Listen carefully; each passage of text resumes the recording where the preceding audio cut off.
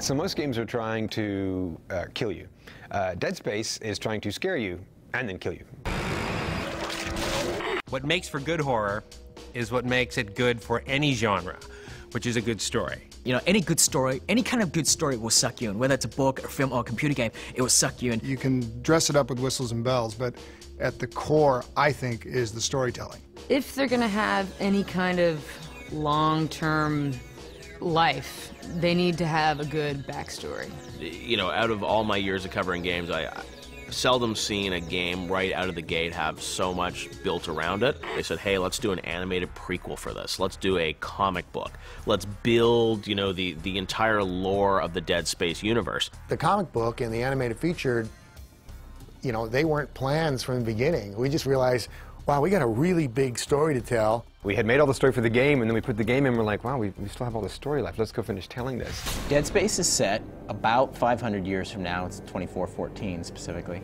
And mankind has sort of been gradually using up resources and searching out into the stars to be able to fill that need.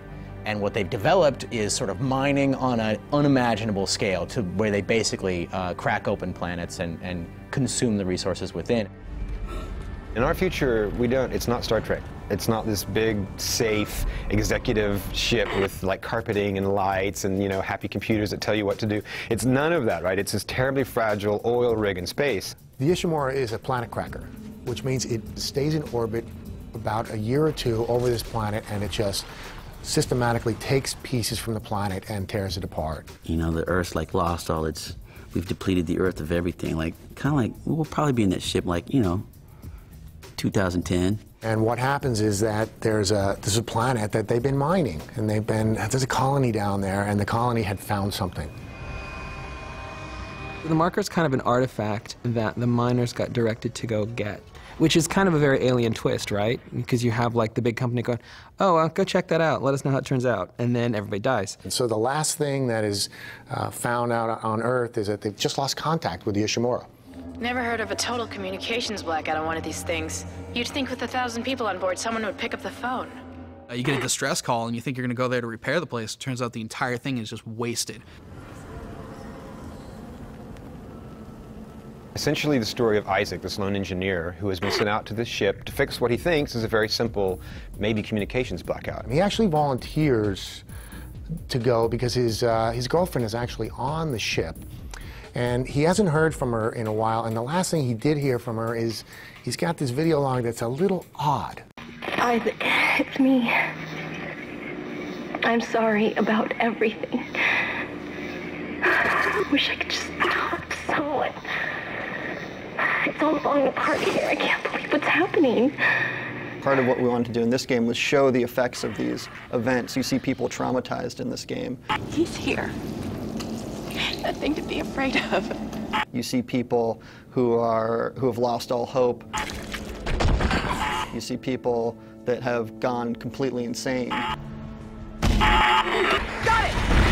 Isaac, get the hell out of there! Isaac Clarke is our everyman protagonist. He is kind of in the traditional role of horror movie protagonist. He's smart and athletic, but not a super soldier, not a computer scientist. It's just a man. Just a guy. He doesn't have any superpowers. And best of all, he's not even a soldier. He has to rise above his comfort zone. He's trapped in a situation that he has very limited control over. He doesn't want to be there. But if he's not going to fix things, no one else is. Even if you look at comic books, if you look at the successful films based on comic books, people see themselves in their heroes.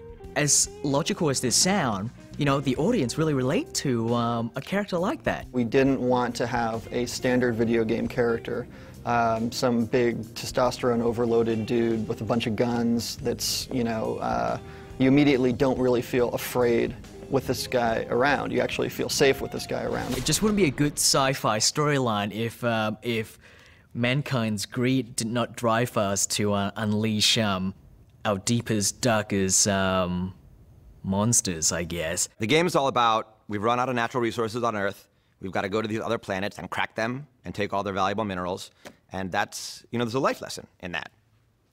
use up natural resources, don't recycle, everyone turns into zombies.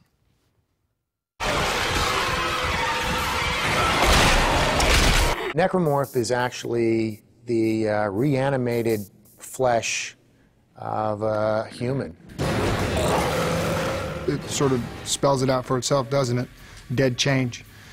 Necro for dead, morph for change. So you change when you're dead. There's two explanations for necromorph.